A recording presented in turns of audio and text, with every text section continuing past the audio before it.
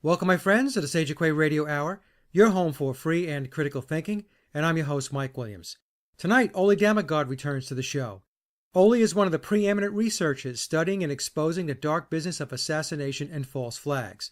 Ole's work is completely self-funded, so if you could take a moment after the show and visit his website, lightonconspiracies.com, and consider donating or sponsoring his work, Ole would be greatly appreciative. For tonight's discussion, Ole shares his ongoing investigation into the November 13, 2015 Paris attacks and how the long list of anomalies, quirks, and clues point to another engineered event in a long line of false flags designed to manipulate the mass consciousness in order to further advance the one-world agenda of the puppet masters. And so without further ado, here's Ole Dammegård. So Ole, the last time we spoke about the Paris attacks, it was soon after the attacks, and you took us through why you believe that it was engineered and orchestrated, that it was not an organic type of attack. You and I traded some emails, and you mentioned to me that you have some new and additional information that we can bring to the audience that'll dig in deeper with regard to your understanding of what took place in Paris.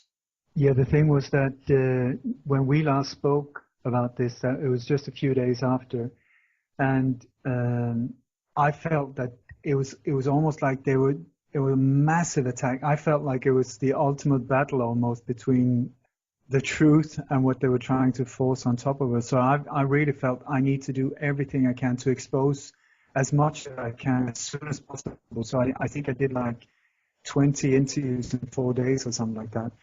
And just to defuse this official story that was being pumped out there, because it was absolute lies. And this operation is on a level that I never encountered before. The PSYOP is just incredible in this one, with very, very satanic undertones. I would be very happy to just make a quick go through the official story and then start adding up with the additional things I found out over this month or two. That would be great. Yeah.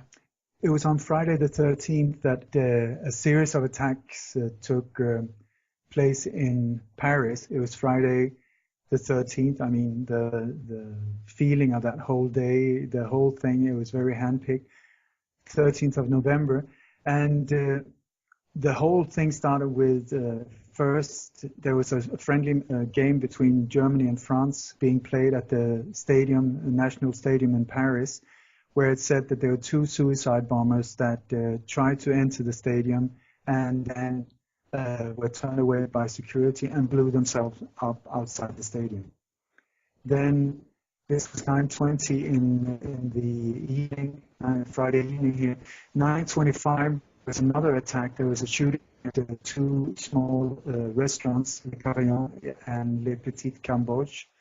And then a few minutes later, there was another shooting in the Avenue de la République, where it said that in the first two restaurants, there were 14 deaths. In the second attack here, there was said to have been 5 deaths. Then some additional minutes later, there was a shooting at a bar called Le Belle Équipe, where it says that there were 19 deaths. Then there was an explosion at the Comptoir Voltaire with 1 death. And then at 9:49, some minutes later again, that was sort of the whole finale, the grand finale of this evening. There were 4 gunmen that entered into a music theater called the Bataclan Music Theater, where it said that there was about between 1,000 and 1,500 people at a concert with the American band Eagles of Death Metal. And these 4 gunmen just went in there, shouted, it's officially stored, shouted Allah Akbar, had AK-47 and just fired into the crowd for some 10 to 15 minutes. And there it is said that there was about 80 people killed.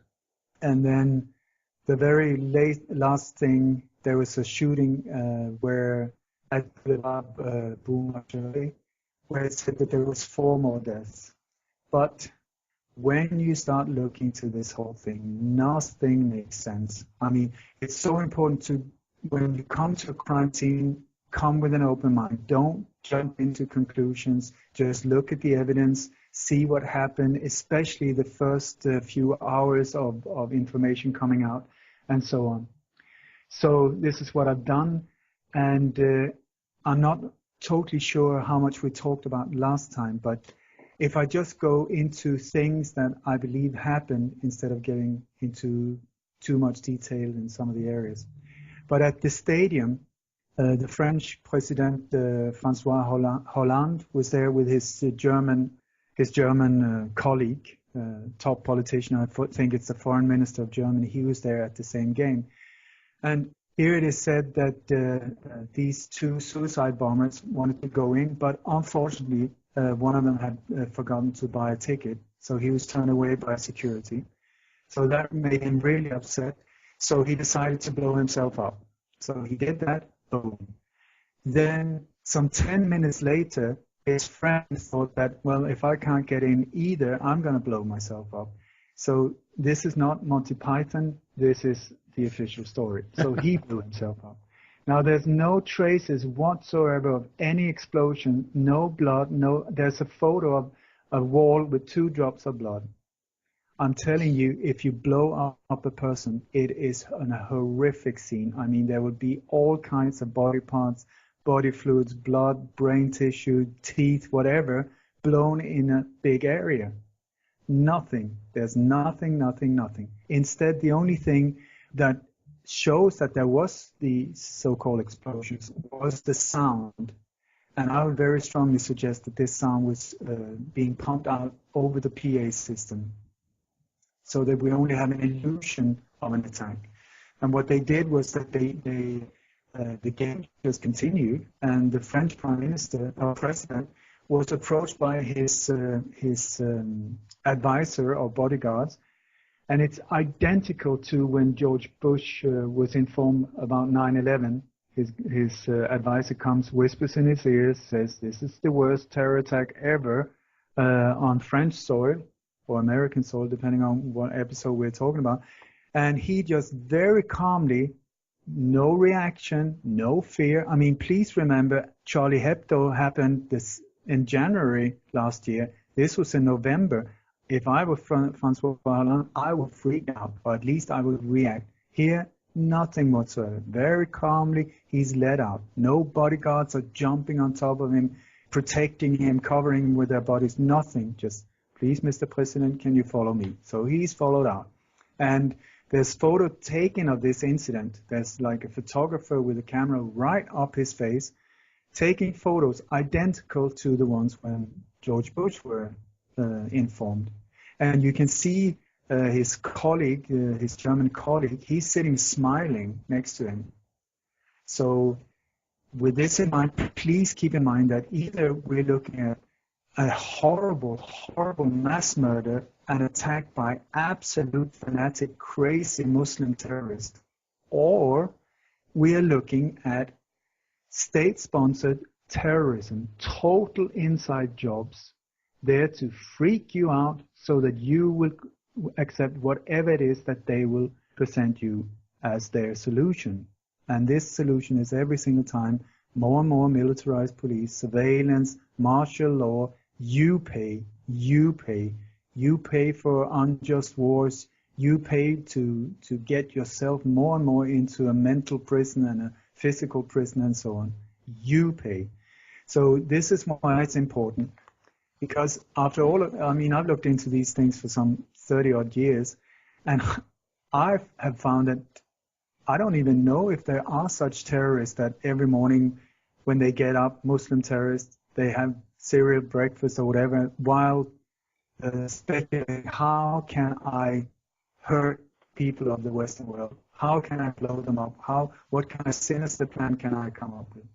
The real terrorists that I found are people like the French Prime Minister or President in a global scale, the Western world, through networks like the Bilderberg Group, the Council on Foreign Relations, the Trilateral Commission, the Committee of 300. These are the hidden networks. But I would like to present some things, and then it's up to the listeners to say, yes, that makes sense, or no, that does not make sense, and then go for the Muslim terrorist. But until then, I would be very happy if you could just hear me out. So, Right after this happened, there was this reaction, global reaction, and one of them was dear Obama, who was on the phone with President Hollande on the very same morning. And he went out and said, this is an attack not just on Paris, it is an attack not just on the people of France, but it's an attack on all humanity and the universal values we share. Those are pretty big words, and it sort of embraces all of us into this crowd being attacked, I would say, which could be the whole idea. So when these things happen, very often there's signs of pre-knowledge. Somebody knows, somebody aware, because these things take time to prepare, and also they are not very shy, these people. They're so full of themselves, so arrogant in their approach and so on. So things leak out. And there was one a meeting, big meeting at the George Washington University, I think, where you had the heads of the CIA, MI6, Mossad, and the chief of the counterintelligence in France, the very four forces that we very often find in operations like this, especially when they include France. They had a meeting in front of a big audience crowd, very proudly, and the name of the lecture or the name of the panel debate was the joint mission for the 21st century. What does that mean? The joint mission. Here we are looking at CIA, MI6, Mossad. They are officially not working together that tightly, and France. And this is just a week, a little more than a week before this happened. I would very much like to have heard what were they discussing behind closed doors. Right. There's a Twitter account that is very, very odd. There was a Twitter account called PZ Feed eBooks. Just a few days before this happened, there was a tweet going out saying death toll from Paris terror attack rises to at least 120 when 230 others injured. Now, that exact Twitter account was also active. This was 2 days before it happened. But this exact same Twitter account was also active before the Peshawar mass shooting, where it said the exact same numbers, the exact same things. It was a school shooting in Peshawar in Pakistan, where one of the victims from Sandy Hook, Noah Posner. Go figure. Really makes you believe in reincarnation, because he died more or less on the same day, 2 years apart, 2012 and 2014. Incredible. Yep. But this Twitter account did also send out more or less identical tweet with the same numbers involved when the Ebola hoax were on the move. So very odd Twitter account. It said that it's a so-called Twitter bot, I think it's called, that gathers these tweets and then pushes them out. I don't know how it works, but I think it's remarkable that this has been active in 3 of these PSYOP operations. Yeah. Also, there was a YouTube account. It was called Videos Paris Attack Exclusively, with the whole French flag colors behind it. And this was the day before it happened. Go figure. Then we had Wikipedia. I mean, Wikipedia, you have to believe that because you have to. Anyway, that was pretty amazing as well, because less than 2 hours after the attacks, they had the whole story. Everything was there, the number of wounded, all the different locations that had been hit, and also details from the French President Hollande's speech to the nation about how we must stand up against them and we must close the borders and so on. Only one slight little problem. This went live on Wikipedia 56 minutes before the French president even gave his speech. Wow. These things are prepared often years before, and they pump out these details right in your face to affect your subconscious, I think. One thing, there's a video game called Battlefield 3. In Battlefield 3, it is about a terror attack on Paris on Friday, November 13. Also, there was, right after this happened, buildings all over the world, or especially in the same cities that have also been hit by false flag attacks, like Sydney, like Ottawa, and so on. And these buildings were lit up in the colors of the French flag, and also the Wembley Stadium. There was only one slight little problem here, because the Wembley Stadium was lit up 1 hour before it actually happened. People on site saw, what was that? And then it was somebody turned it off again. I would say there's a 1 hour time difference between England and France. Is it possible that somebody screwed up big time and hit the switch 1 hour too early? If so, I'm sure he will have had his butt kicked seriously after that. Before these things happen, in the major newspapers, often they just put it right there in front of you. Like, for instance, before the Danish, the shootings in Copenhagen that I publicly predicted 1 month before it happened, on the date exactly, they had a big front page on one of the main newspapers where it just said 666, covering half of the front page in red numbers on a black background. Also, you have the all-seeing eye, you have the pyramid, all of that right in your face. Here in Paris, in Le Parisien, there was a big one about le terrorisme marque le spirit, that terrorism will affect your spirit. Coincidence? I don't know. But it was right there. Also, one of the things that they say, people from the inside say, that the way the elite, as they call themselves, the power structure behind these things, the way they understand the law of karma is that if you put it out there right in front of people's faces and they do not react, then the karma is on their shoulder, not the attacker. It will liberate the attacker from that bad karma. I think that can very much explain why we see these things in films, in media, on TV, right in front of you. Like before the 7/7 bombings, they had big panorama. This is one of the biggest programs on the British BBC, a 1 hour long show about a possible future false flag. And it was exactly describing the 7/7 bombings to come. I mean, they were sitting there, members of the parliament, members of media, members of everywhere, the MI6, MI5 were there. How are we going to coordinate this? Right in your face. And then the very last comment, the TV host says, just know you've been warned. I mean, if that doesn't give you chill, then... Oh. Anyway, we had François Hollande, the French president, that was very, very central in Charlie Hebdo, which is also a super false flag, I'm telling you. He was led up.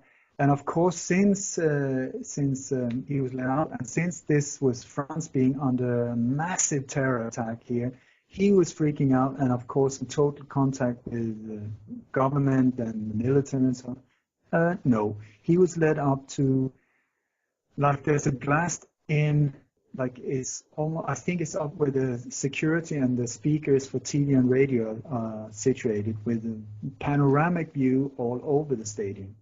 Only one problem is that the whole stadium can also see you. So from a security point of view, not very clever place to be. And when these operations happen, one of the things that when you sure sign of a false flag is that the mobile network and phone network are shut down while these operations are ongoing. Then once the official story is out there the way they want it, boom, then they let it go again. And here, people in the stadium, there was about 80,000 people, reported that the mobiles didn't work. They couldn't call. But we have photos of François Hollande standing there in front of this whole massive stadium, speaking on his mobile with someone. And this is at 21:36. That's like 17 minutes after the first bomb went off. And this is while many of these shootings in the cafes have already taken place, and he's very calmly there, standing, talking. So who is he talking to? I would very much suggest the people behind this operation. Yeah. Because this man is one of the players. He's absolutely not one of the main players. He's a front figure, nice looking, but he is in it, I'm telling you. When they carry out these operations, very often it is on a Friday afternoon. Friday midday, Friday afternoon, Friday evening. And the reason for that, in my humble opinion, is because then they can close the stock market. And then they have Friday night, Saturday, Sunday, and then when they open again Monday, they will have had plenty of time to erase all traces of insider trading and so on. Because these things are massive profit makers. When JFK was killed, it was one of the all-time highs on the American stock market. When Olof Palme, the Swedish Prime Minister, was taken out, the absolute same thing. 9/11, billions were made. Right. And I have not looked into the French one or other stock markets about Friday the 13th, but I can promise you, you will see that. Normally they need 3 days, and this was exactly what Francois Hollande said in his speech to the nation. Because of the respect for the families of the dead, we will close everything up so we can so we can be in sorrow for 3 days, exactly following the template. When these things happen, I often look very closely at who are the main characters, because either we're looking at a terror operation, then you need to find out who are the people leading the operation. So then you look for military educated people that are good leaders and used to combat and so. Or if it's a false flag, then you're looking for, or I am looking for, actors, very often poor actors, background extras, like military advisors. I will look for, are there any signs of marketing agencies, propaganda type of things, hidden messages, logos, colors, jingles almost. These are the things to look out for if it is a false flag. Also, when there is a false flag, one of the main ingredients that is always there is a drill. The drill is there to be able to get vehicles in position, to get explosives in there, patsies in there, so they can be blamed and killed and silenced. Directors, all of these things. You also need logistics with coffee, showers, bathroom, toilets, because they take time to carry these things out. You need to close off streets and so on. And so was there a drill this day? The answer is absolutely yes. There was a massive multi-site drill in Paris the night before and the morning. So the whole center of Paris was filled with ambulances and people in uniform, all of these things. And the guy that went out in media and said about these things, his name is Patrick Pelot. He was on a radio station talking about this multi thing. So as soon as I heard about the exercise, I was just like, whoa, hang on. So also, that was the drill, check.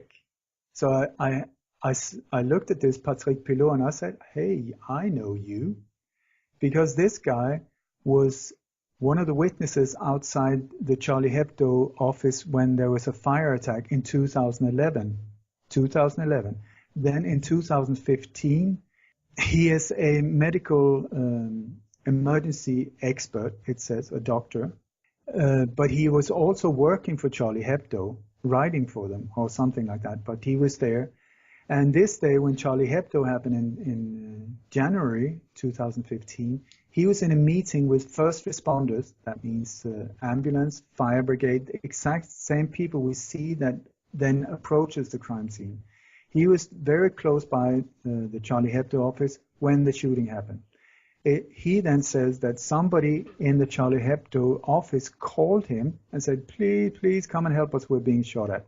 He ran over, gave them first aid, tried to help them, and then picked up his mobile and called President Hollande, as you do. Yeah.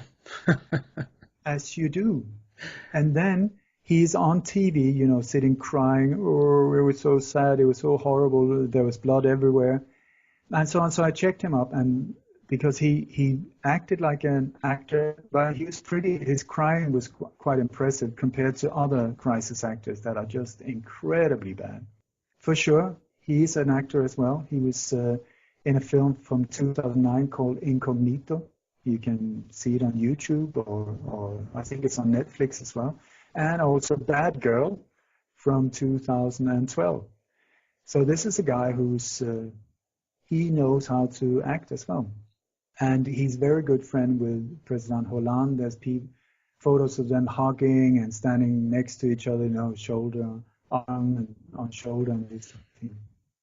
So you look at Paris also in connection with these drills. There were at least two hospitals that were evacuated, meaning patients, doctors, everybody out.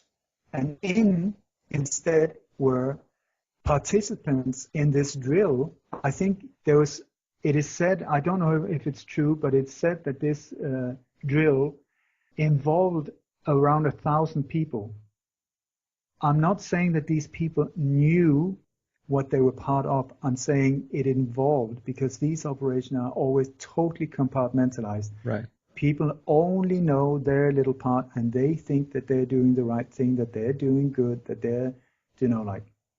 So here we have two hospitals that were evacuated, filled with people that looked like doctors, that looked and so on. And also, I would suggest, were there to receive the so-called wounded and dead from these terror scenes.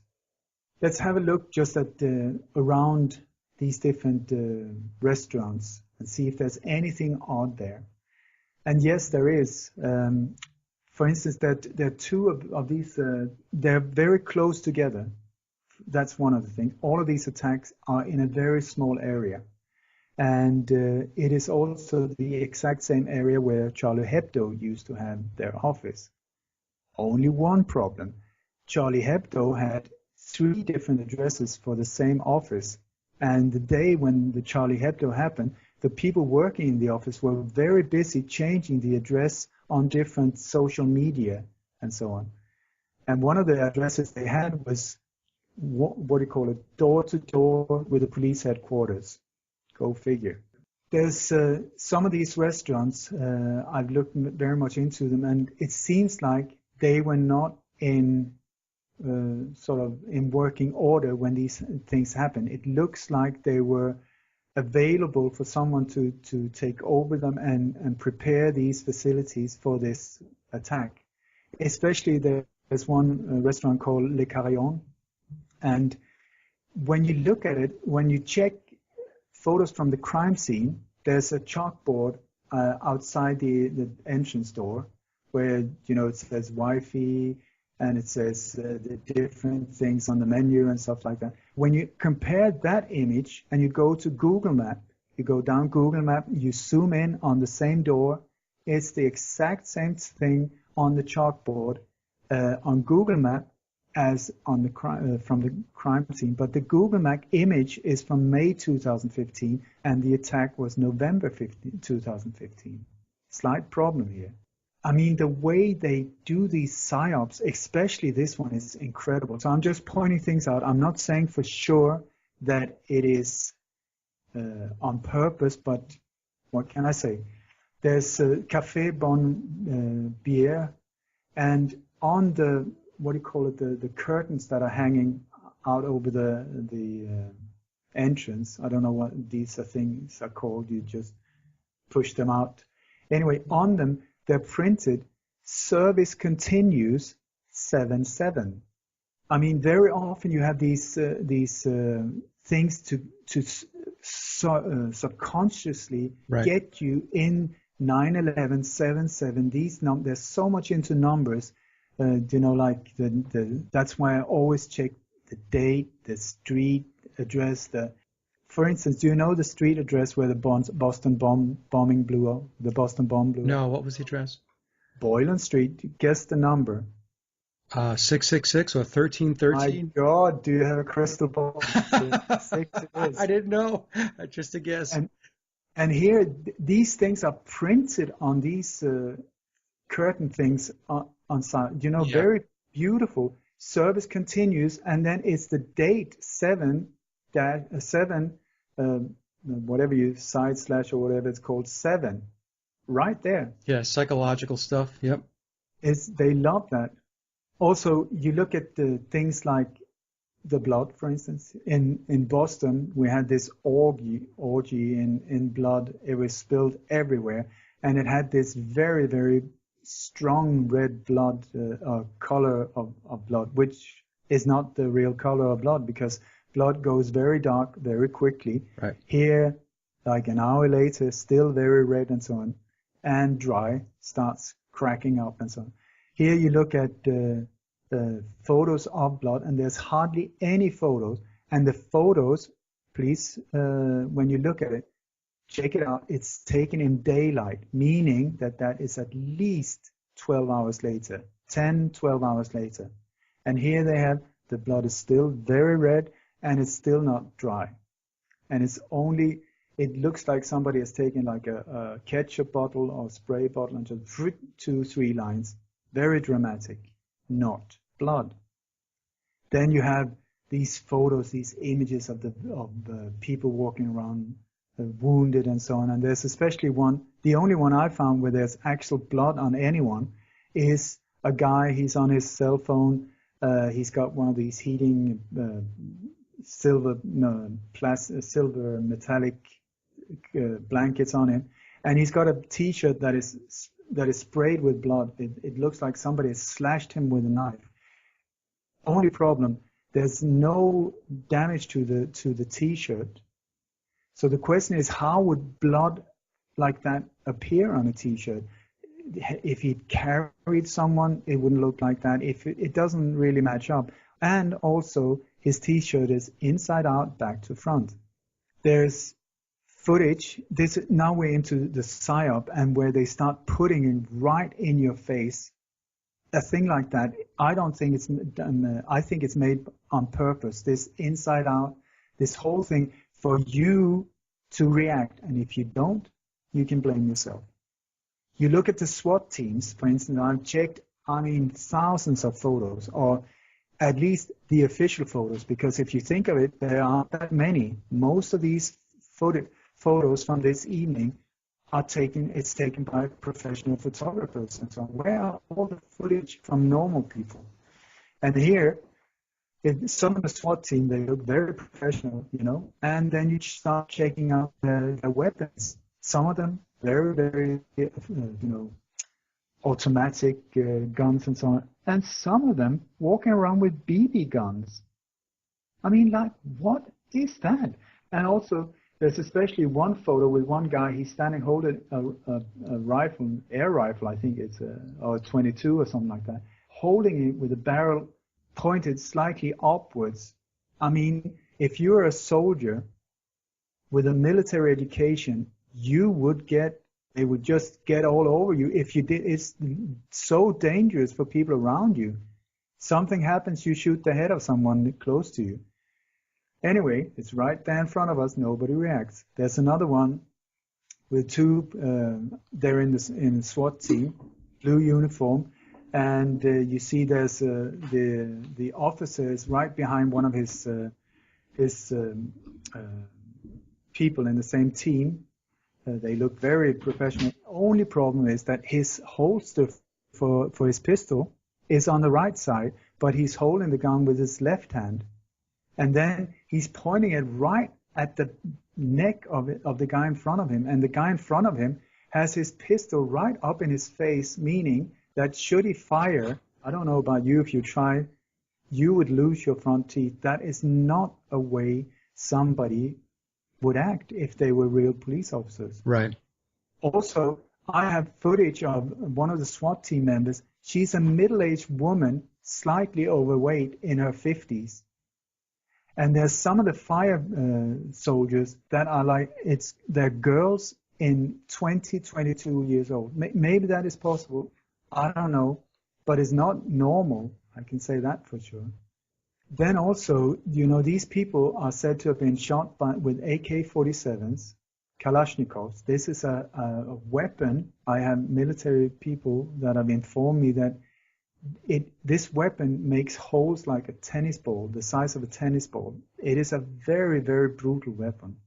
Here, no blood at all. There's nothing in the street, nothing hardly anywhere. And one of the bodies is put like, it's like, lit de parade, when the president of a country dies and they put him up there and the whole population can come and say bye-bye, lit from above, and there's all these flowers around them. Here is one of these bodies with a blanket on top of it. It is identical to the way it's positioned as had it been a president. I'm talking about how to get the emotions going. And the light, there's perfect lighting straight from above where there's no street light. And there's no blood on the blanket, there's no arms stretched out, legs stretched out, it's just a perfect lit de bar. Then you have quite a few of the photos, when you look at them from the crime scene, somebody has been in there and screwed them up with Photoshop, very, very clumsily. I would say very much done on purpose. Many of these photos are composites put together to, I would say, to just put it in your face, and if we don't react, it takes the karma away from it. It's never been as obvious as in this operation. Really, really bad. And please have a look yourself, because you will see that the body proportions that people compared to, when you compare them to vehicles, the length of their arms, stuff like, does not match up. And you will see that the lighting as well, the sharpness of the photo, these are composites, and for no reason. Well, maybe it's sloppy, Oli, because they know that the vast majority of the people are just not going to take the time or have the wherewithal to look at the details. No, but Mike, we're talking about a totally different level. That is the normal way when they are trying to fix up a picture to show you something. But these images are just totally neutral images. There's no need to do anything with them. Okay. It would even be so much easier just to take a normal photo of people with a police car in the background, 8 police officers, people on the pavement. No need. But here, somebody has really worked hard on putting it into layers, changing it around for no reason. And there's so many of them. Really study them and you will see. Then, unfortunately, none of the CCTVs, as far as I know, in Paris was working this evening. What a bummer, especially since they spent like billions and billions investing in these things after Charlie Hebdo, and with the help of Israeli companies that are specialized in these things. Very central in the 7/7 bombings in London, and here we go again. Very sorry, nothing worked. But there are 2 CCTVs inside one of these restaurants where all of these people I think there were 19 deaths reported here. And so we look at those. You can find them on YouTube. And once you start comparing with Google Map, you go down street level to check out the different light sources and so on. You will see that there's especially one outside the window of this restaurant. There's a very strong light pointing towards inside the restaurant where there's no light. I would very much suggest a spotlight. This is a film set, a spotlight. And then if you check there's 4 windows and 1 door, 3, and if you look out through the windows, there's a slightly blurred feeling. And then the door itself is totally clear. Where the glass is supposed to be, it's totally clear. Then you see the shooter that officially is dressed in black comes. He's dressed in light clothes, and he walks around shooting at people, hitting no one. When he starts shooting, check out, there's one woman near the door on the outside. She turns around and she runs in. If you go frame by frame by frame, just when she's about to open the door, she throws in a little smoke grenade with her left hand, then through the open window, because there's no glass in the door, then comes in, that explodes right in front of the face of one of the other ones, adding effect to the whole thing, and then she runs in. Also, when the shooting starts, in front of both these CCTV cameras that are just a few yards between them, there's, I don't know what it is. It's something that is flying around in the air. I think they're trying to make it look, it's like it's debris from the walls that are being shot at or something like that. But when you check from one camera and you see the location of the other one, there's no thing flying in front of that camera. Same thing when you check the other camera. So this is added afterwards. If you remember Charlie Hebdo, when they said to have killed this police officer with an AK-47, shot him in the head, there was no impact to the head whatsoever, and it looked like a ricochet from the pavement. But it was not. It was when you go frame by frame by frame, you will see that he's got a small little smoke bomb in his left hand that he detonates. That is where the smoke comes from, goes upward and in a right angle. And it's an identical smoke bomb she's using here. So there's another one. I love this one. I love it. There's a very dramatic sequence you can find that is filmed by somebody real, because it's filmed with a mobile camera. It's shaking, and so it must be real. Right. I beg to differ. And you can see that somebody's giving CPR to a victim on the inside of this building floor. And it's all very dramatic, and they loop it like this. The only thing that I noticed was the sound when they were giving CPR, because it's like waka, waka, waka, waka, waka, waka, like this. And I don't know about you, but if you press your chest, it doesn't sound like that. But it does, though, if you use a CPR doll. Because I've done one of these, save a life courses and stuff. Me too. So I recognize the sound, and I put together, like a mix where you compare the sound of one of them with like waka waka waka on a doll, and then waka waka waka on this one. I love it. So I would say, do not really believe that. Plus, when you have been shot with an AK-47, what good would CPR do? I mean, that would often just make it a lot worse. But that's just me. I'm an amateur, so I don't know about medics and medical things. But then again, it was like the Woolwich beheading. When they chopped the head of this English soldier, they said they brought. I have this. You can find it on YouTube as well, where the chief of police says that the victim was brought into the hospital and later pronounced dead. He did not have a head. It's like, and later pronounced dead. I love it. Yeah, it's unbelievable. It really is. But then also in the Copenhagen shooting, they have had white buses driving around in the center of the city when it was happening, with the painted text, big, beautifully painted, evacuate. And Benjamin Netanyahu went out while this whole operation was going on, saying, we need to evacuate all Jews from Copenhagen. We need to evacuate them all. Also, here in Paris, when this one happened, you will see footage in the background on some of the news footage, and there's police, stopping the traffic and so on. But they're letting 4 buses in a row go through, and they then park inside.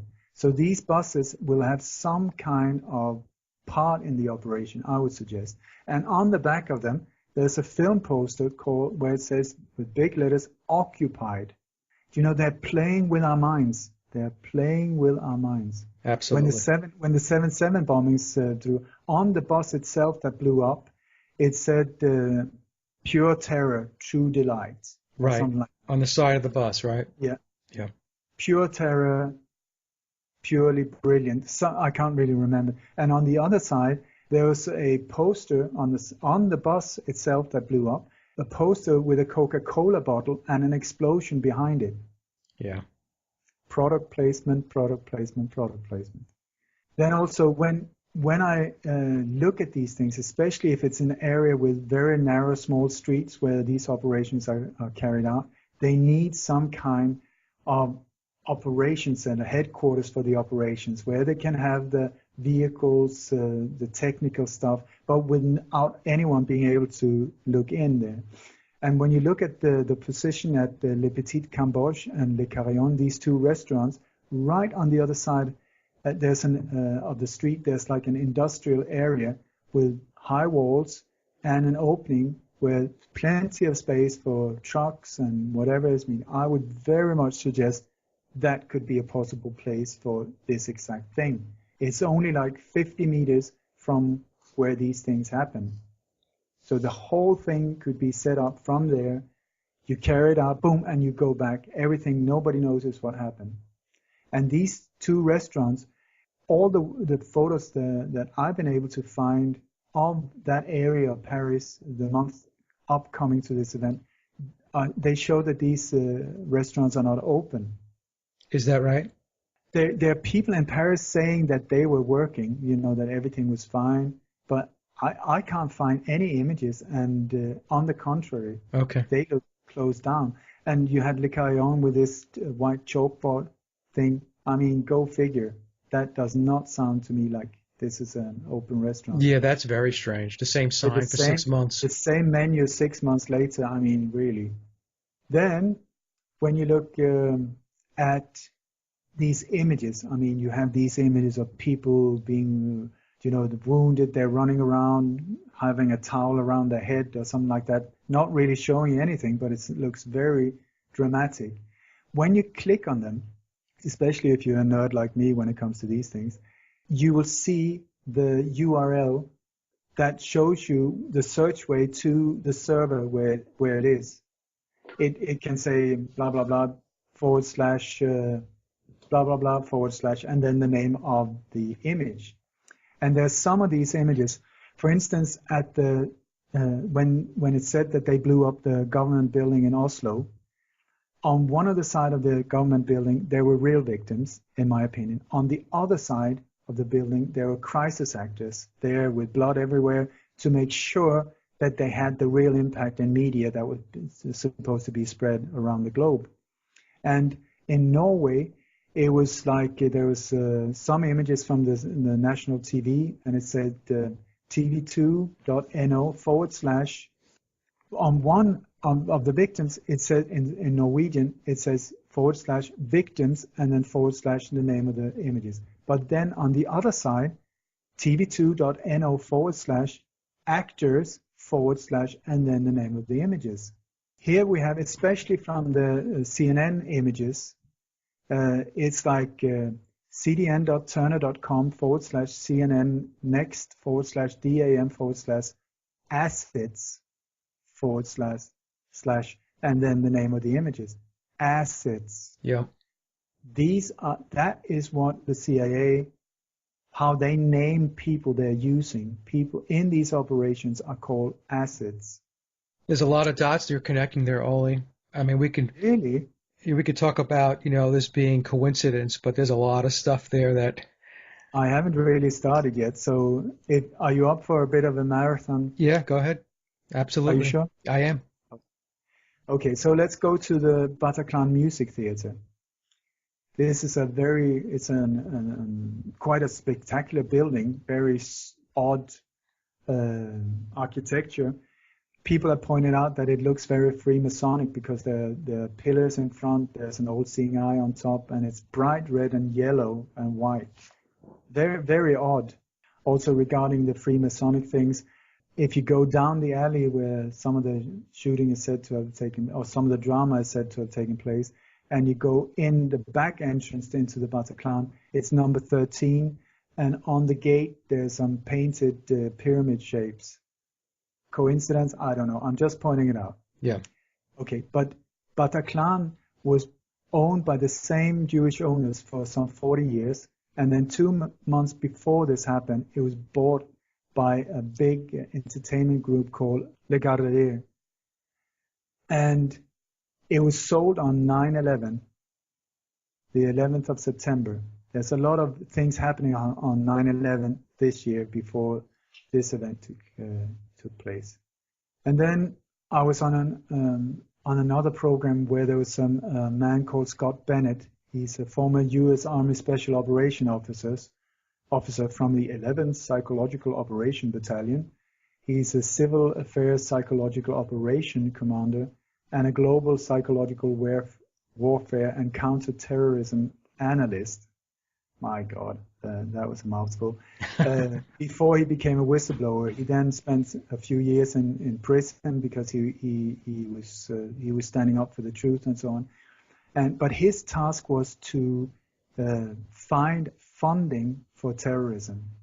In this company that is called Dammegård, that bought Bataclan 2 months before, that same company, which is a big group they specialize especially in big events and so on, they were, as far as I have been able to find out, in charge of the stadium where the explosion is said to have taken place.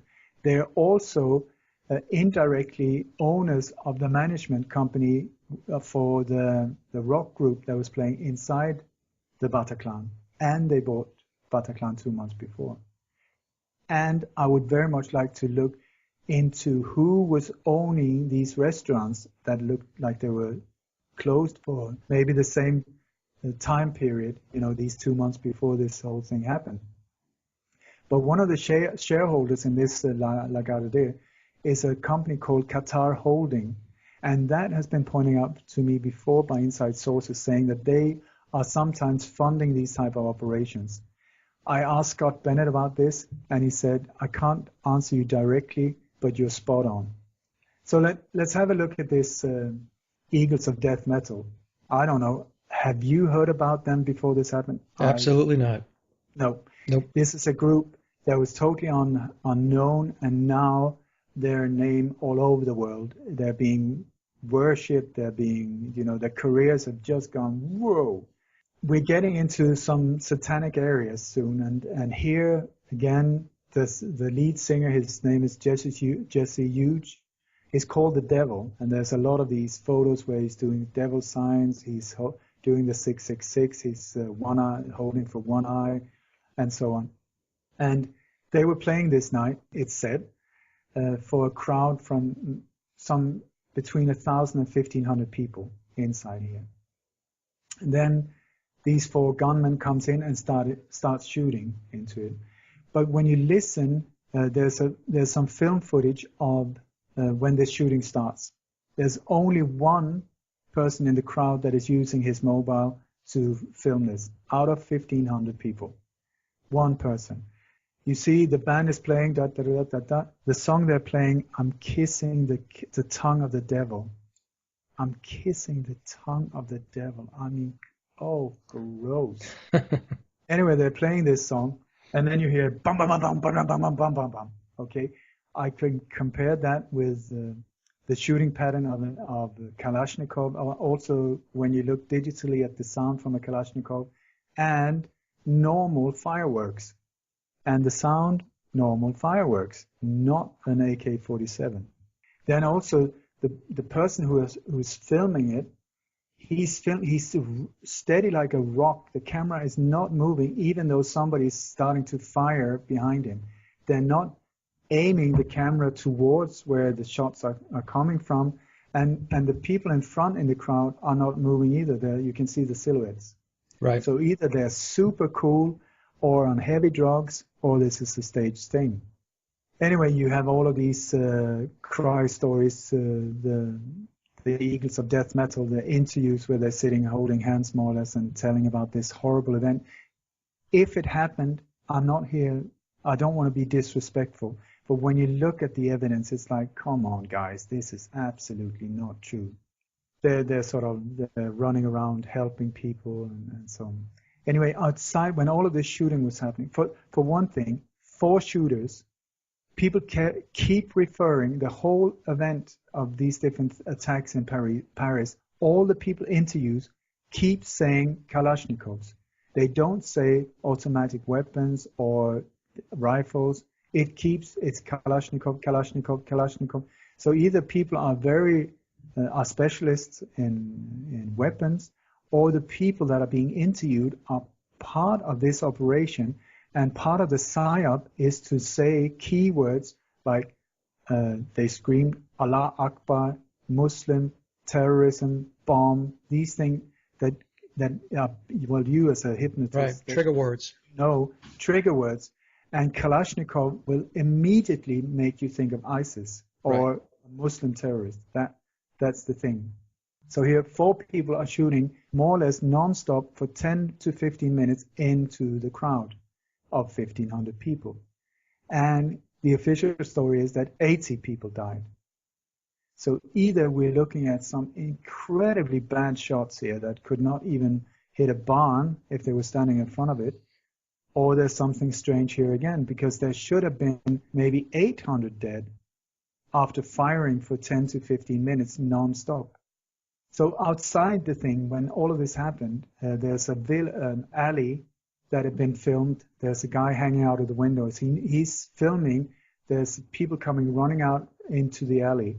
And one woman is hanging out a window for her dear life, and he's shouting down, "What's going on? What's going on?" And I don't know, there are people down in the alley, they're dragging away with bodies and so on. Very dramatic. And he keeps filming for like almost 2 minutes, I think, in total. Yeah. And this woman that is hanging out of the window, please, you can find it on YouTube, look at where she is. How did she get down into that position? And also, she's hanging on to what looks like her fingertips. And at one point, she lets go of her left arm and sort of almost swings out into the street and then gets back in it. I tell you, not possible. This is not possible. She is there by some kind of wire or something like that. You will also see that it looks like next to her, up in the next window, there's what looks to be like a man in that window, but it's actually 2 people. You will see that if you look really close, there's a man and a woman. The woman is in between the man and the woman hanging, but they're standing very close, so they melt together sort of. But if you follow it frame by frame, you will see that this woman takes a step and gets in through the open window above the woman that is hanging there, and then she gives her a hand and just pulls her up. I mean, she just pulls her up. Yeah. The man that films it, he moves away his camera, but you can see like, whoa, she just moves up like that. I don't know about you, but it takes quite a lot of strength to just pull a body up like that, Absolutely. especially by another woman. But then in media and French media, the whole thing was like, this was a pregnant woman, and there was a hero, a mystery stranger had saved her. So they started this whole campaign about finding this man who had saved her. The only problem is, you look at the footage, it's a woman, but no, sorry, it's a man, and they managed to find him. So there were these articles where they were brought together. You never saw his face, you only got his first name, and oh, it was fantastic. Ole, I had read, and maybe, hope I'm not missing this here, misrepresenting it, but I had heard the guy that was actually doing the filming in that alley with the girl hanging, that he worked for a media outlet, that he worked for a newspaper. Did you run into that? Yeah. I was getting there. He's working for Le Monde, which is one of the biggest one in France, and he was shot in the hand. Just a slight little problem here. He is on the other side of this alley indoors, and he was being shot and hit in the hand. Also, while this whole thing keeps continue, you don't hear any gunfire. There's no gunfire. I mean, we're talking about in the next building, there's 4 people shooting away and then blowing themselves up. 1, 2, or 3 people are blowing themselves up in there, depending on what story you want to hear. According to the SWAT team leader that was interviewed by, I think it was NBC, he was interviewed, with a balaclava and this whole thing. When they entered into the building, it was totally quiet. And there was 800 people on the floor. Yeah. 800 people? No, 8,000. 8,000. And the interviewer said, 8,000? No, you mean 800? Yes, 800. I mean, this guy, not real either. And the stories, what went on in that building, it just totally conflicts each other and so on. There's also footage. The only footage you will see from the front to the side and the front of this building is that there are people wounded and some people are running around trying to help them. And somebody is filming them. but with there's this mechanical, very weird noise where it's like she's filming, or whoever it is filming, and then it's like, and filming again, filming again, and it's cut, it's sliced, and it said that sound was from the mechanic lens to focus. But when you see the footage, it's the focus doesn't change at all. What is that? I have no idea. Yeah. Also, this man that was shot in the hand, I do not believe, because more or less all of the people interviewed or around this whole thing is somehow employed by media, newspaper, radio, TV, these different event things, and so on. The description of the shooters, they came in dark cars, BMWs, Mercedes, and so on, as far as I've been able to find out. And it said that they just jumped out of the car and started shooting. The description was muscular white guys, military-looking, dark clothes, military-looking clothes. My suggestion would be, why do they always change? Why is this always the description, more or less, of so-called terrorists? I would suggest this because you go in, you shoot, then the SWAT team and police arrive in the exact same clothes, but with balaclavas and so on. The shooters, who are now hiding behind something or inside a car or whatever they are, just put on a balaclava, jumps out and joins that team. Meaning, if you've got a SWAT team of 12 people, 3 shooters, a SWAT team of 12 people enters, a SWAT team of 15 people exits. Who notices it? Who will notice it? The same description only was given by 2 witnesses in San Bernardino. 2 witnesses. I was just going to say it. We've been talking about before, same people, theater group on tour, global tour. Yeah. And you know this, the one of the women that was in Sandy Hook, that was at the Boston bombing, where she's also popped up everywhere, other places. Now she was at the Oregon shooting. It's like, oh, what can I say? The pay must be good. They say that the actors, because money is not a problem in these areas, that the real actors get $666,000. And then they are told to leave for 6 years if they have some kind of an important role. So they need to stay away for 6 years. Like the man that was shot, the policeman that was shot in Paris, he was not a Muslim. He was a Mossad agent. He's in Buenos Aires now, as far as I know, doing great. And he was paid $666,000 and told to stay away for 6 years. So he will pop up again here like in 5 odd years or something like that. Now, these are your sources that pull these numbers together? The $666,000 in the 6 years? How did you find that out?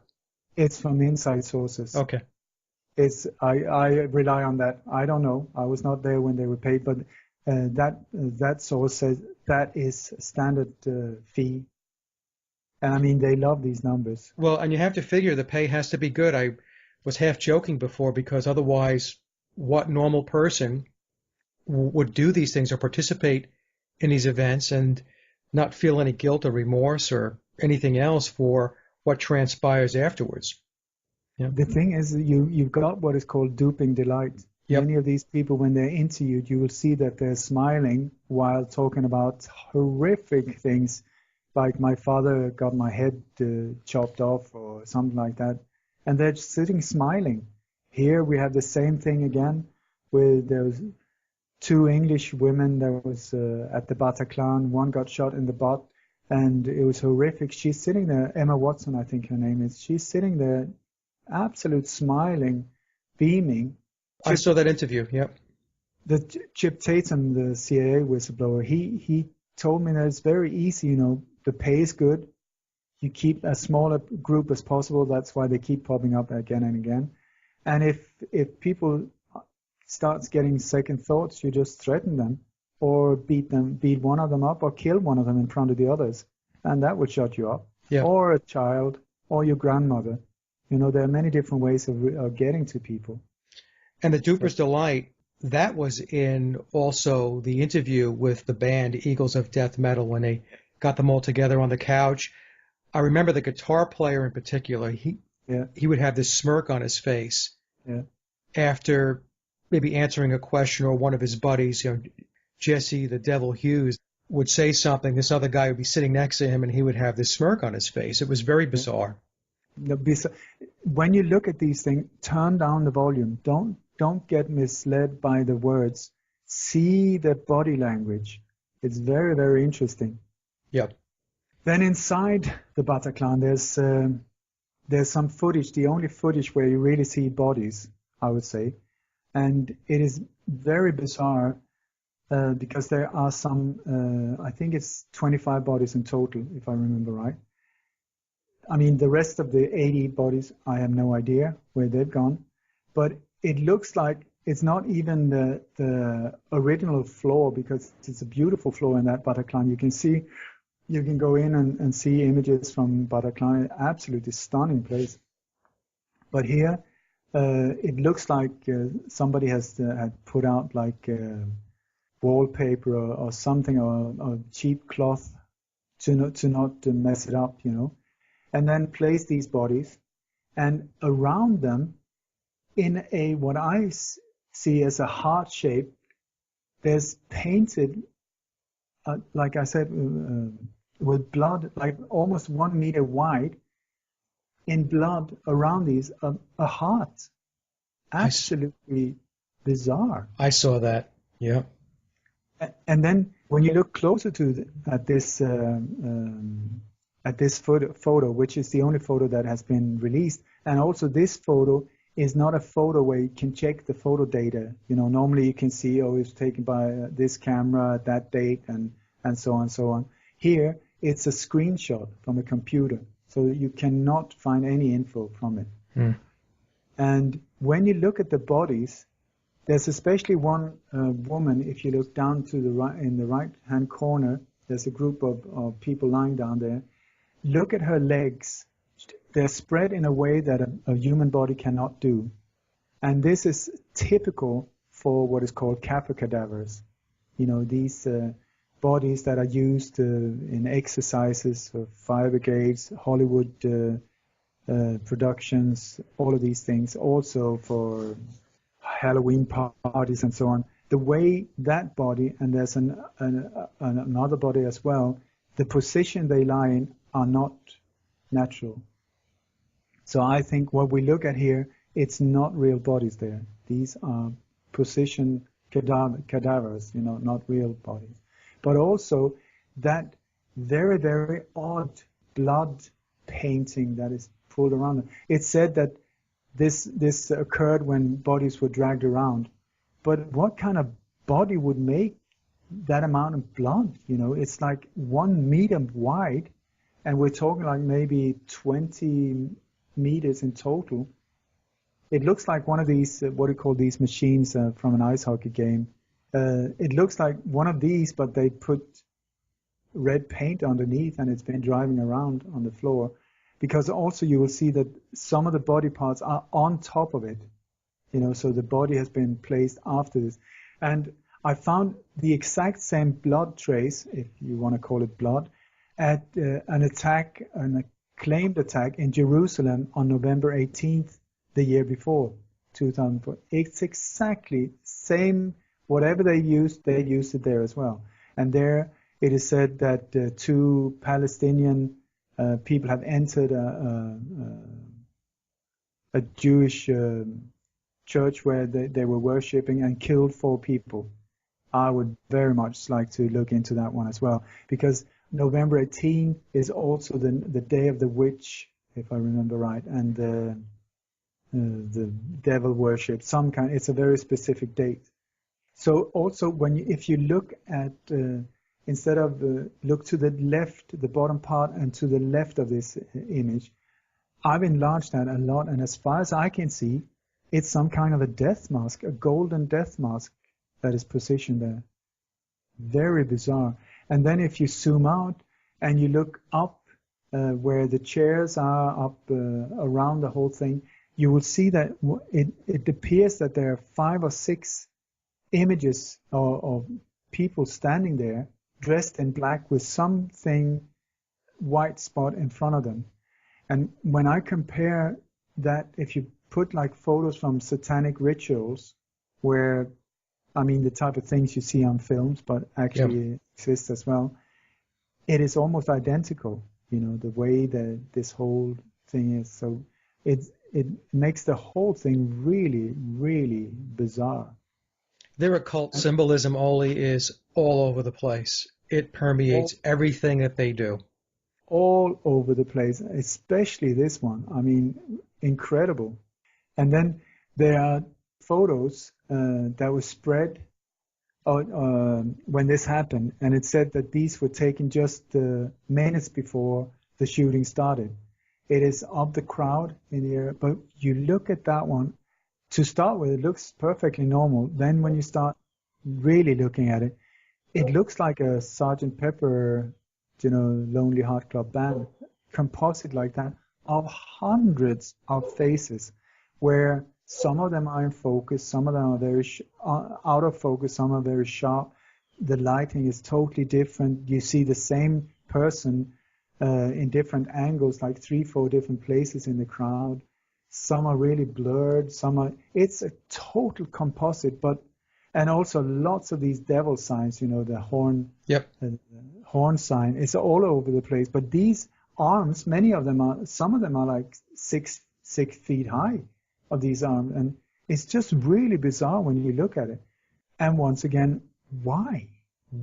And another photo that is taken also at the same time, you have this lady with red horns on, and there are other devil signs and so on. Yeah, that's all their symbolism. They're putting all that symbolism out there. In my view, a lot of the reasons why they do that, because they communicate in symbols. That's what they do, and they communicate with dates. That's how they communicate with each other. I mean, that's just how it works. So that's why we're seeing all that stuff. We can only have conjecture as to what it all means, but those that are on the inner circle, they know exactly what it means.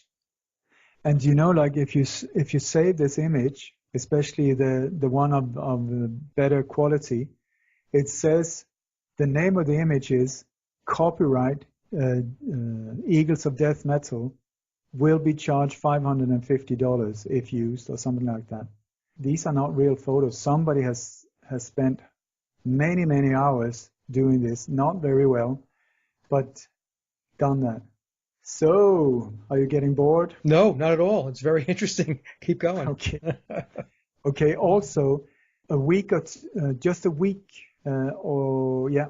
before this happened, a week, 10 days, there were 2 videos released of from the Bataclan itself, and the artist that was part of recording his name is Panteros666, and he is. It says in the description of him is that he is a combination of ancient Aztec rituals, trancy synths, and crazy electro-tribal beats. But ancient Aztec rituals, that is blood sacrifice. Okay, so one of these videos have disappeared after I found it, and I don't know, but it's gone. But I have it, and it's a young woman. She's walking around in the forest in a white dress, and then she bumps into a dance group of, it could look like zombies, but also like kill victims from this shooting. They're in white T-shirts with blood all over, and they're dancing together. And it's this, I think it's a Rihanna song where the chorus is something like shoot, shoot, shoot, blood, blood, blood. Yeah. And they're doing all the shoot, just everybody is like they're aiming at each other and shooting each other and stuff like that.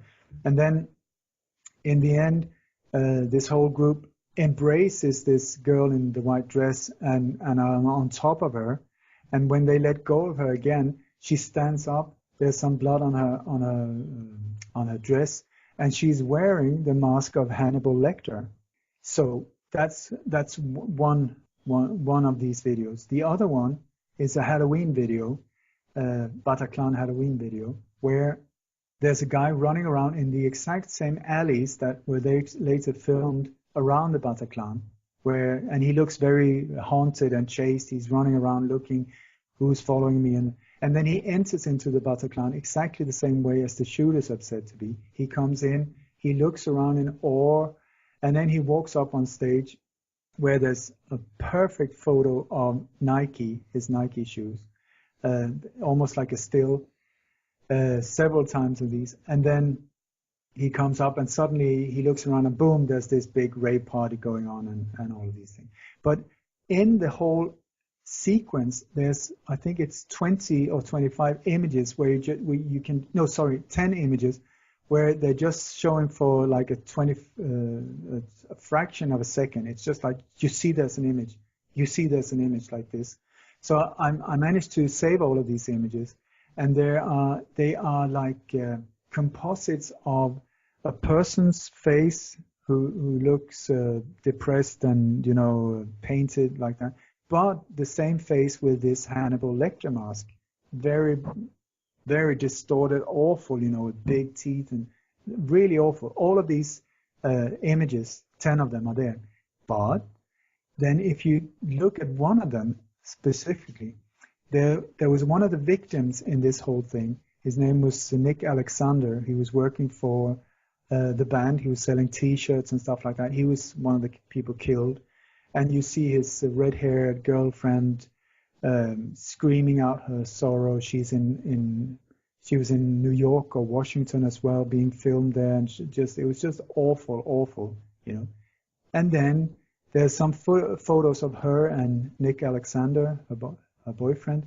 You compare her face with the image of one of these 10 photos. I would say it is the exact same girl, but with a Hannibal Lecter mask side by side. Yeah. You know? They do all of that subliminal imagery, and they do it in a lot of videos. I watched a video recently, actually a breakdown of a video that Justin Bieber had done, and it was the same thing. There was these quick flashes of scenes or stills, and the person that did the analysis did the same thing you did, you know, broke it down frame by frame, and all of those flashing frames were all satanic.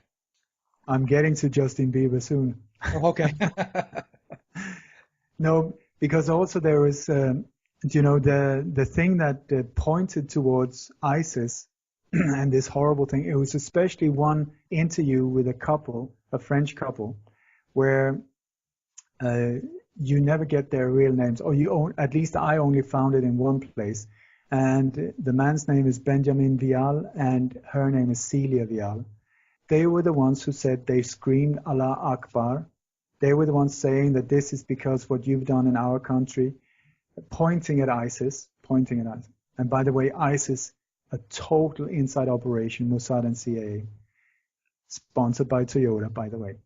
And what they told the story, a horrific story. You know, they were hiding under other bodies. You know, they were in oceans of blood, like they said. You know, and they had these dead bodies on top of them and so on.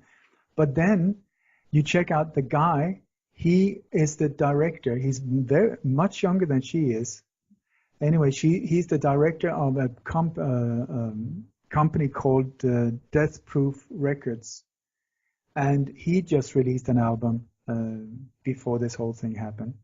One of the crisis actors, or one of the people that was at the Bataclan, Jeannie Watson, who's an actor who's been in many different films, she just released an album on 9/11. And one of the songs, a ballad, is very poetically called Shag Me Senseless. I mean, really. Anyway, but this woman, his wife, Celia Vial, who was talking about this as well, I checked her out. I found her. She was the legal advisor on the production of Hannibal Rising. Wow. I mean, how bizarre can it get? And then afterwards, you know, Eagles of Death Metal, iTunes, and all of these things, they just helped them to get to fame like incredible. YouTube, no, not YouTube, U2. I mean, this band that I really used to like, and then I do not know how they sold out, but suddenly sitting in the lap of Obama and these guys, and here U2 come and they're on stage with him, and then Jesse the Devil, who always, with all his tattoos and rough style, suddenly he appears in a white suit, and he's also appearing with Duran Duran, dressed in a pink T-shirt, and it's like, what is going on? And they appeared on a stadium in Paris. That is, when you look at the design of that stadium, I mean, that is like a Freemasonic temple. Right. It is absolutely incredible. And this is where Madonna and other people like that, who are also unfortunately very much into this, appeared also. Also, Madonna came to France, was standing there,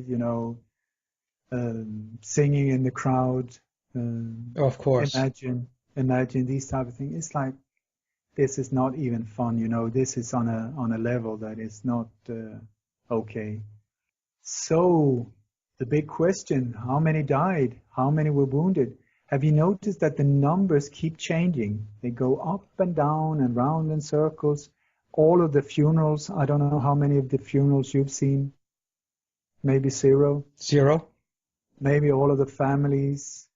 Or maybe you've seen one in each country, because so many of these victims come from different countries. I would very much suggest to involve emotionally as many countries as possible. And there was one, a Mexican girl called Noemi Gonzalez, and she said to have, there's some things around this that I'm not totally sure what's going on here, but she said to have been in the concert with a boyfriend at the concert in the Bataclan, and then her parents heard about the shooting when they saw it on Mexican TV, and so they tried to call her, and she didn't answer, so they called her boyfriend, and he said, no, we're fine, we're outside the Bataclan, everything is good. Then she was approached by French police and taken in for questioning, and suddenly she was among the dead. There was another one, a Danish guy, who either he saw something real, or he's an incredible good actor for once. He saw some of the shooting in the street and so on. And there's just one little odd thing about him, is that he, just before this happened, got dual citizenship, English and Danish, which was impossible before. But suddenly he was both English and Danish in one person. So he appeared on English TV as an English and on Danish as Danish. I don't know if that is just a coincidence, but at the same time, it was just weeks after it became possible to get a dual citizenship. But also, two of the dead were from Spain, and a very high man in the Spanish government approached one of the families, went to the home, or called the home of the mother of one of the dead, and said, we're very, very sorry, but this has happened, it's so tragic, and so on. And then 1 hour later, her son called, not knowing, and both of them are alive. And then you got the female suicide bomber. I don't know if you've seen that, where there's this footage at night where she blows herself up. You don't see anything, you just hear her screaming and so on. Well, and there's this footage of this woman being spread all over the world. The terrorist, you see her in the bathtub, you see her with a cowboy hat and so on. Not very extremist when it comes to Islam, but well, there you go. Same with the 9/11 right. Bombers that were snorting coke and drinking, heavy drinking, and in nightclubs. Strip bars, yeah. Strip bars. But here, this woman suddenly appears alive in Morocco, giving interviews saying, I have no idea how these images ended up in international press. They were taken and so on. So she was alive as well. Well, the same thing happened with the 9/11 hijackers, right? I mean, 7 of them were found to be alive. 9. 9? Okay, 9. Now, when you mention 9/11, do you remember this fantastic passport that appeared when nothing else survived the explosion or the dust? Everything turned to dust except his passport, yeah. Except his passport. That was really, really good. Then at the 7/7 bombings in London, where there were 4 claimed suicide bombers, one of them blew himself up, and his passport, of which he of course brought this day, was found in 3 different locations. The same passport, I kid you not, including his driver's license. only one slight problem. He did not have one.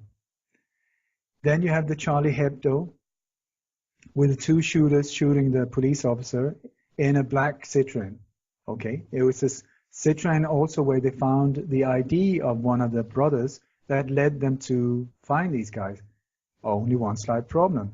The Citroen that they were used when they jumped out and shot the police officer, claimed to have, was a Citroen C3 from 2014, chrome side mirrors and with extra light in the front.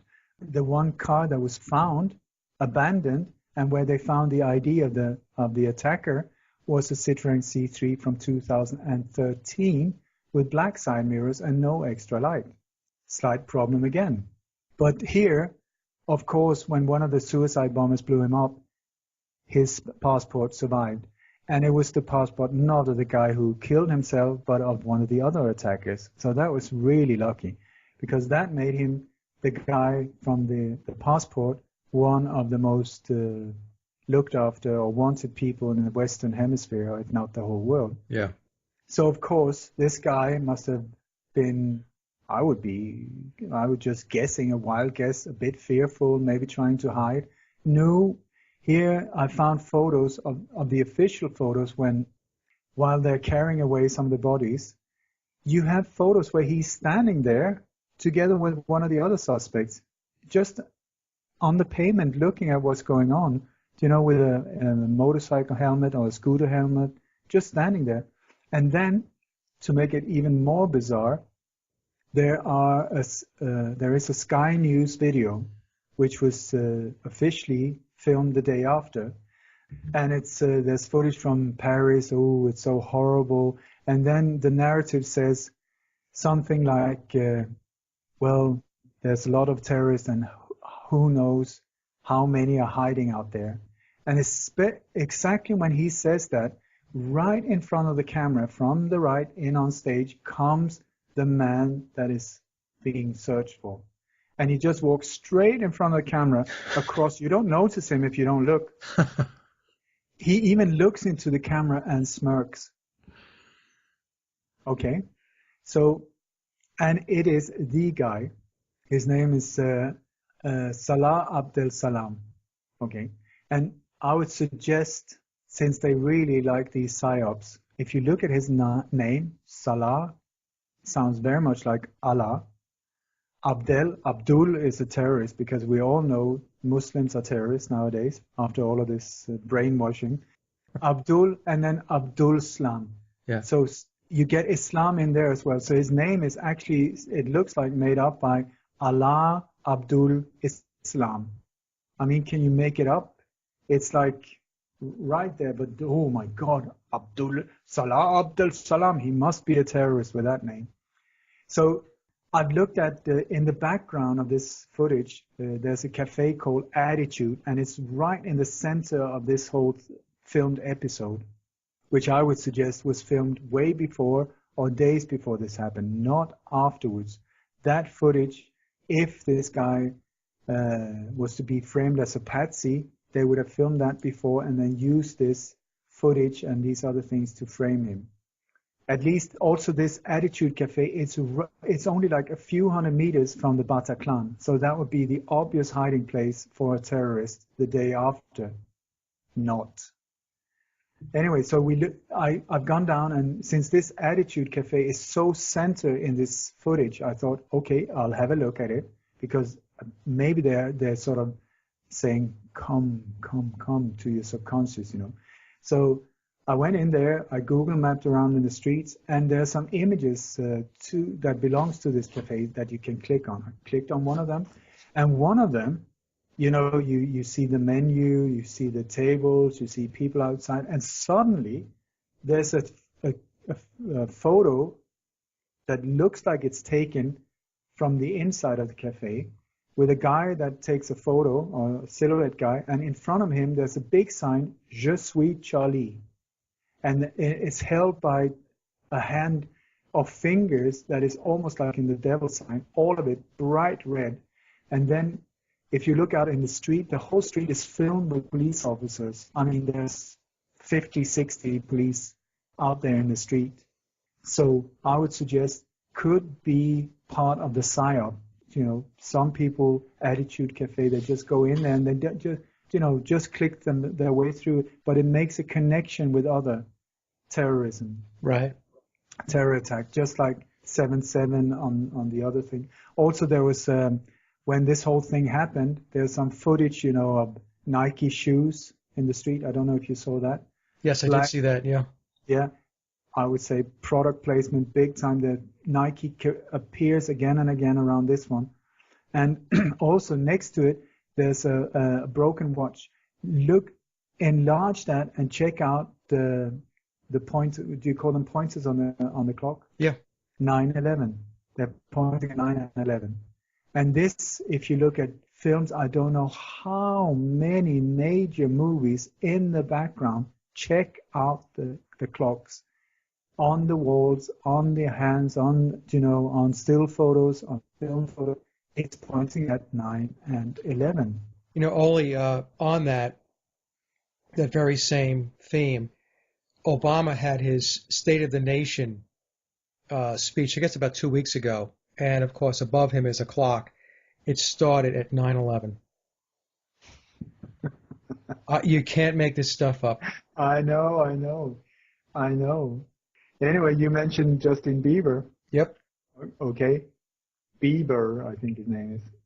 There's a very, he had a friend that was killed in the Bataclan. His name was Thomas Ayad. And he was way up in the music business, working with Rolling Stones, I think the Eagles, many major bands. And so there's an interview, I think it's done on English TV, where he's being interviewed about his dead friend, Thomas. And the guy who's interviewing him is showing him photos, and Justin Bieber is sitting there, yeah, so sad, so sad. And in the background, it's very dark in the background, but there's some people sitting in the sofa. So I highlighted the background just to see what's going on here. You never know. I highlighted. It's the same guy that is dead, but he's sitting in a sofa with, I think, maybe his girlfriend or someone that looks very much like him, having a laugh. Yep. I'm telling you, they're playing a theater right in front of our face. It is in your face, just like smack there. And then afterwards, when all of this happened, you had all of this footage, soldiers, martial law type of photos in front of the Eiffel Tower, in front of the glass pyramid at the Louvre. I mean, when you look at architecture that does not fit in, have you seen a worse type of example? I mean, it's all over the place, Oli. I'm laughing because it gets to the point where it's comical. It's all that symbolism, 666, the devil's horns, pyramids, all-seeing eye. That stuff is all over the place. It permeates the societies of all the nations. It's all over the place. I know. But what can I say? I just pointed out to make it as obvious as possible. So this is not my personal opinion. But I think if there were like 3 or 4 things like this, okay, it could be a coincidence. I mean, we've been talking now for 2 hours. And then the whole question, or one of the main questions, is why did it happen when it happened? And I would very much suggest that it was because of the G20 summit that was happening. So because of all of these things, and for our security, we were not allowed to demonstrate or protest or anything for national security. I would very much like to change that expression, national security, to their security, because that's what it's all about. Yep. And also the climate change conference, that was, where did it take place? Let me remind you, Paris. There you go. There you go. And also they had, I keep forgetting his name. He was a vice president candidate, I think. Oh, Al Gore? Al Gore. He was there. And when this whole thing happened, they had a 24-hour live conference at the Eiffel Tower, as far as I know. And this, of course, was due to the whole terror thing was shut down. But these were the things they were trying to distract us away from. At the same time, move in more and more with this martial law, military dictatorship that they're trying to. I mean, I have friends that were arrested, or a friend of mine, he has friends in France that was arrested, I think about 200 people for no apparent reason. People were being carried out, just for asking questions. And I'm at a point where I don't feel safe to go to France, being who I am. Right. And it's just incredible. So, Mr. Williams, what to do? Well, I mean, I'm hoping that more and more people are waking up to these tactics and these antics. Like you said, we've been talking for 2 hours, Oli, and it's always so interesting when you're on the show and you talk about this. And the other thing is, I find myself not surprised by any of it. It's just amazing. Do you know one of the songs from the Eagles of death metal? No, I don't listen to. One of the songs says, first we make plans, then we go to San Bernardino. Oh, yes. I saw a video on that. There's a guy named PK22 on YouTube, and he did a video on that. It's unbelievable. I mean, what are the chances? Maybe it's a coincidence, but really, what are the chances? Right. You have a better chance of being struck by lightning on a sunny day. And then the description people gave in San Bernardino, where they had drills on a monthly basis, these where they happen, these things are often, communities with a very bad budget that needs a boost, I would suggest. Anyway, they had drills, and the description of the shooters were 3 people in dark military clothes, well-fit, military-looking. This description then made media go out with images of an Arab-looking couple. Right. How can you get 3 military-looking white guys to look like a man and a woman of some kind of color and apparent religion connected to Islam? I mean, beats me. Well, what they do is they just put it out there. They shut the real story down immediately, and then they just saturate the airwaves and the radio and the newspapers with what they want the public to believe. That's how they do it. They just shut it down. And I think it was it 11 minutes after it happened in San Bernardino, there was about 400 official vehicles in the area. Yeah. That is 400, like 400. I think that if you look at the total of California, I don't know if they've got more. Yeah. And if you look at the footage from above, you can see they've got like camping chairs, barbecue almost, this whole thing, beer. And look at I don't know, these police officers, many of them were not fit, I tell you, to say the least. There were many of them not looking like real police officers at all. Right. And the whole chase oh God, it was just so poorly pulled off. But I tell you, on some shows, I said that the people, I really feel for the people who are putting these things together, because they're running out of options. I mean, what have they not used to try to scare us? I mean, really, when they've had ISIS to chop the head of I don't know how many people, not even that, they're running out of options. And also with the terrorists, they've used the whole spectrum. So I said the only thing that is missing now is more or less grandma bomber, an old lady in a wheelchair sitting on a bomb with 2 machine guns in the handles of the wheelchair. And I was making that as a joke. Then somebody somewhere in the States contacted me and said that he was working in one of these places, and they had just had papers given to them by the owners or by the authorities that look out for suspicious conversations among elderly people where you work. Yeah. Do you see? Yeah. I'm like, are you kidding me? Are you really because it sounds to me like that is part of pumping up the pressure so that in comes Grandma Bomber, because they've even used the underwear bomber. Who are they going to use? I know they are running out of options, Oli. I mean, I tell people, look, we live in a cartoon world, Yeah. And I said that what we're missing is an active shooter event at a hospice. That's the only thing they haven't done yet. I mean, we've been to schools, we've been to, everywhere else, but we haven't been to a hospice yet.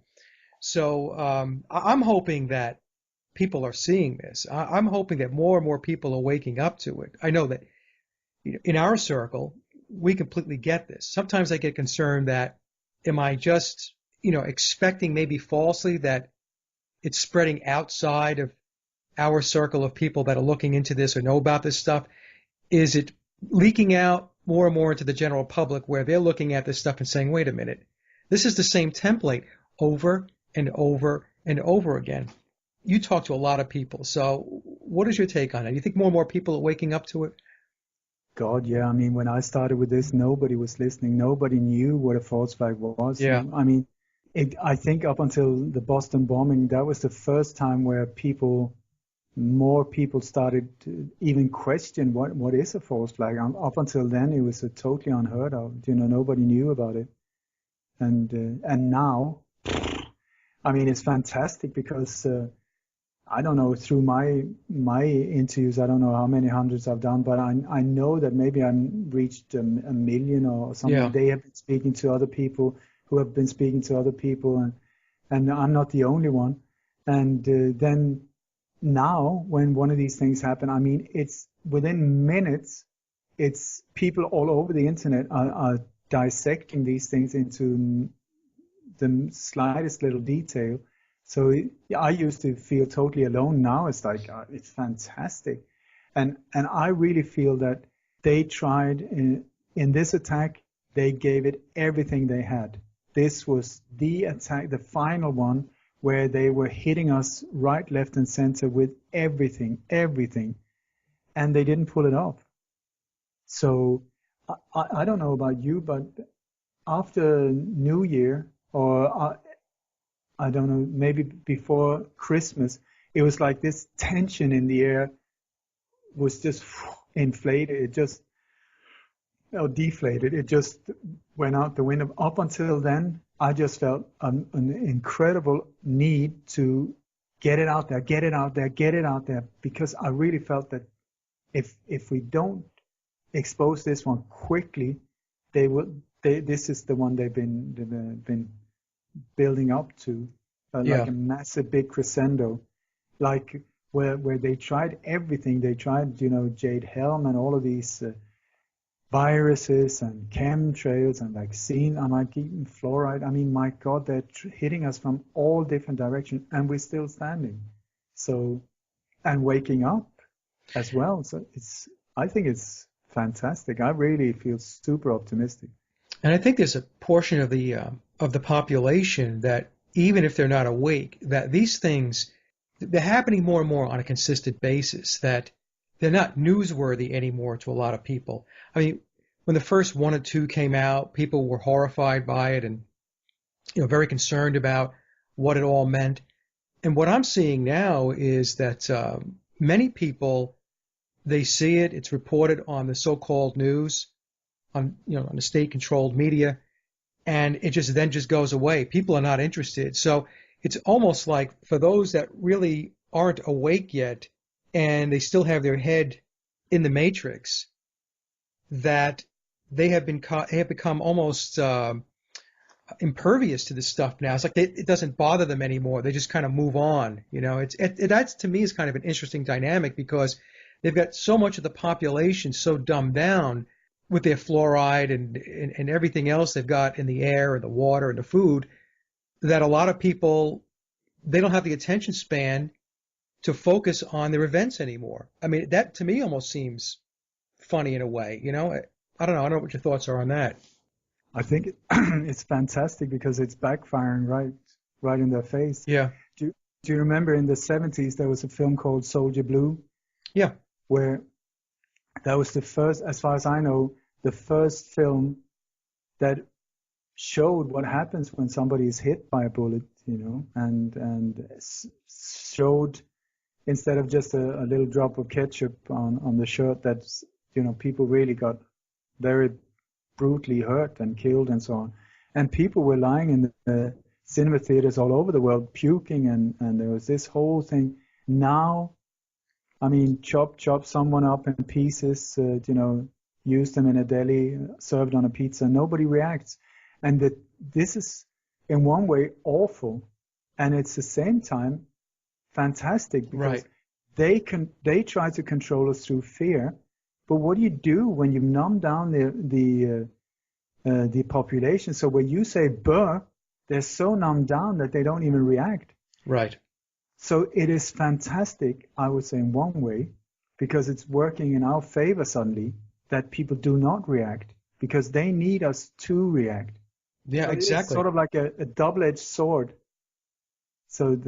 And fantastic. Yeah, I see people desensitized to it. That's what I'm seeing. And it's not just because of these staged events that they put on, but they desensitize the population through video game violence and through television violence. And it's gotten to the point now where it just goes right over people's heads. They glaze over. They just don't care. And I think when you look at, I think it's awful when you look at TV series and like dramas or whatever. Somebody standing kicking someone in the head like 5-10 times, you don't even react. Or this standard thing, somebody's lying down on the ground and is executed with a headshot. I mean, you don't even react anymore. Right. Or torture, you don't even react anymore. It's awful. That is horrendous. And at the same time, when you're numb, you're fearless as well. So it's sort of like it's weird. I think it's fantastic. Yeah, it's fantastic, and it has a weird dynamic to it, You don't want people to be dumbed down, or insensitive or desensitized to this stuff, but on the other hand, it's actually playing against them. At this point, yeah. Yeah. Because what are they going to use? How can they freak you out? Because they need you to be fearful, and they've run out of options. I mean, how many different, I can't come up with anything except Grandma Bomber that they have not used yet. Or Grandma Bomber as a hospice. That is the ultimate. But listen, can I just point one more thing out? Yeah, go ahead. With Nike, if you saw these shoes and Nike that keeps repeating again and again in this drama, and I would say in many other dramas as well, look out for it. The shoes that were placed in this one were black with white, the logo in white. That exact black shoe with the white logo was also very, very central in the Heaven's Gate suicide. Do you remember that? Yes. Yep. When very odd so-called sect that was waiting for some planet to come down and I think they had Nikes on. Guru. No, it was this comet, Halley's Comet, right, that was going to hit the world. And so they decided to commit suicide over a few days, extremely connected to numerology, all the numbers, everything around this whole thing. But 39 of them killed themselves. They were all found in their beds with purple cloth on top, except for 2 with plastic. But otherwise than that, they had black, comfortable trousers, and all of them identical new Nike shoes, black with a white logo, identical. Right. Heaven's Gate suicide. Check it out, and you will see it's the exact same, I would say, model even of shoe. And there was a big thing in media around that thing with this suicide happened, because accusations about the logo, the Nike logo, that it was actually very similar to the Arabic word for Allah. And I don't know if that is why they use that to subconsciously remind us of Islam in these horror things, for us to amp up the anti-Muslim threat. I don't know, but I just see it's there. And also with ISIS, I dare you show me one photo of ISIS where there's a vehicle, if it's not a Toyota. Right. And do you know Toyota, the founder of Toyota was a tailor. They were very much into clothes making, a tailor like that. And also, if you look at ISIS, all of them have the exact same, I think they have the same tailor, all of them in black, all of them the same. So maybe Toyota are doing a double thing, both delivering clothes and vehicles. I don't know. In the back of the trucks. With Nike, the other thing is their tagline is "Just do it." So, I don't know if it's a tie-in to the fact that this product placement, especially with Nike, what's implied there. Everybody knows the Nike logo, and virtually everybody associates it with the tagline "Just do it." I'm just putting it out there. I don't know. I say just don't. Whatever they say, do it. I say let's just not. And that concludes another Sage of Quay interview, and I hope you enjoyed the discussion as much as I did. Links to my guests' websites and social media are listed in the show notes below. And as always, I'd like to thank everyone for listening and visiting the blog. You can get to the blog by typing in sageofquayradio.blogspot.com or simply head over to our hub website at sageofquay.com. Also, if you get a moment, please visit laboroflovemusic.com to listen to my album, Leaving Dystopia. And remember, live in truth and always serve creation. It's really that simple. See everyone next week. Be safe, enjoy, and God bless.